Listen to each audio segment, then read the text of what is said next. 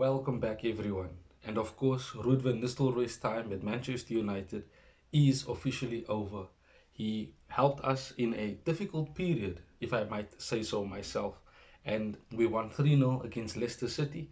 But yesterday, Ruben Amorim officially arrived in Manchester at Carrington, meeting the likes of Omar Barada, um, Jason Wilcox, sorry, Ruben Amorim was seen also to be traveling with his backroom staff. So that in itself gave us an indication. And of course, the news came out later via Laurie Whitwell that Ruud van Nistelrooy, Rene Hack, and of course, other coaches that Ten Hag brought in just the beginning of last season alone, they all have left the club because of Ruben Amorim coming in with his new backroom staff. Subscribe to the channel, drop a like. Let's get into all of the news that is with Manchester United this past week.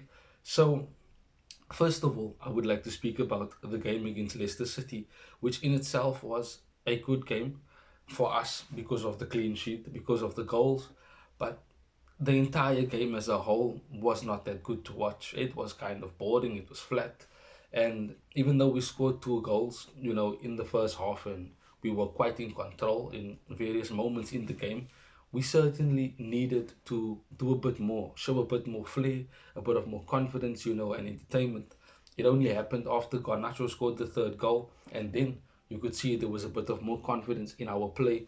We were more relaxed. We wasn't as stressed in the final minutes, trying to keep a team out from scoring an equalizer or even a winner in most cases for us in recent seasons. So Ruud van Nistelrooy has done quite well as an interim manager, and of course, 3 wins and a draw is not something to just completely forget about. It's quite good if you think about where our squad has been and how far we have fallen. And for him to have steadied the ship and kind of progressed the team and the squad, a bit forward until Ruben Amorim is now here. Of course, it is international break and a lot of the players are, with their countries. Those that are not with their countries and those that are injured, of course, they're having a day off yesterday and perhaps today and the rest of the week. You'll start seeing a bit of more photos of Ruben Amorim, being involved in and around Carrington, meeting different people at the club, of course, and meeting certain players, and that in itself is all good and well. It's a great, buzz to have, at the club. So in itself, the game against Leicester City was a goodbye to Ruud van Nistelrooy, and it was a decent goodbye. A legend of the club, for what he did here as a player, but also now can be respected for what he did as an assistant manager and, of course, interim manager in his most latest period. So the game against Leicester City is something that we should now forget about, and it should provide us with some sort of momentum going into the Ipswich game, who, thanks to Kieran McKenna, won Spurs away from home. So us going to Ipswich Town, on the 24th of November in Ruben Amorim's first game, that in itself is quite exciting because Ruben Amorim did say that he's going to stick to what he knows, which is a 3-4-3 or a 3-4-2-1. So interesting to see how he will set the team up and which players will be playing in which positions. Of course, mainly the positions going forward from midfield to the attack. But it will be interesting to see what type of plans he will put in place, the structure that you will have for that particular game and the games that are to come after that.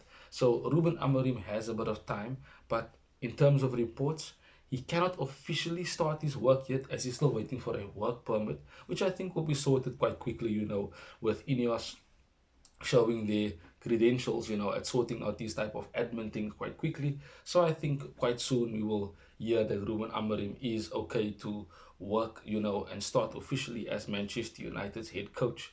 And we need to now progress forward. We need to now hope that these players finally turn a corner and start believing and backing a manager and trusting what he wants to bring to the club. Because Omar Barada, etc., did not decide to bring Ruben Amorim just because he won 2 titles in Portugal. No, it's because of what he did for the club as a whole. Where, like I said in previous videos, and you should know this as well by now, they didn't win the league for 19 years. They were a club that was certainly not competing at the top. And after him being there for 4 years, the club has completely turned around and it's back to that powerhouse in Portugal that we know that it was and should be.